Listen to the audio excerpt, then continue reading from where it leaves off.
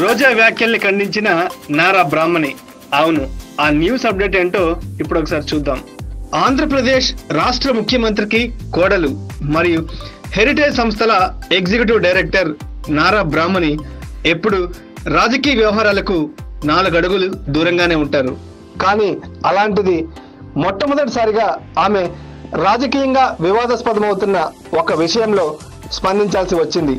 అదేనండి, హెరిటేజ్ వ్యాన్లో ఎర్రచంద్రం అక్రమ రవాణాకు సంబంధించి వైఎస్ఆర్సీపీ ఎమ్మెల్యే రోజా చేస్తున్న వ్యాఖ్యలపై ఆమె స్పందించారు.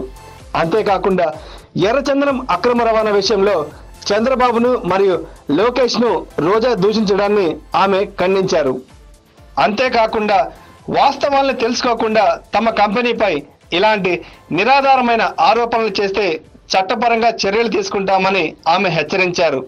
ఎర్రచంద్రం అక్రమ రవాణాలో ఉపయోగించిన హెరిటేజ్ వ్యాన్ తమ కంపెనీకి సంబంధించింది కాదని, అంతేకాకుండా ఆ వాహనం అసలు ఆంధ్రప్రదేశ్ రాష్ట్రానికి కూడా సంబంధించింది కాదని ఆమె తెలిపారు.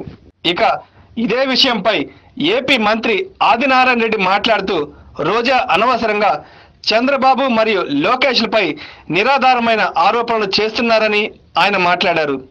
ఎర్రచంద్రం అక్రమ రవాణాకు ఉపయోగించిన హెరిటేజ్ వ్యాన్ తమిళనాడు రాష్ట్రానికి సంబంధించిందని మంత్రి తెలిపారు. ఓకే ఫ్రెండ్స్, ఇలాంటి లేటెస్ట్ న్యూస్ అప్డేట్స్ కోసం వెంటనే మా యూట్యూబ్ ఛానల్ను సబ్స్క్రైబ్ చేసుకోండి.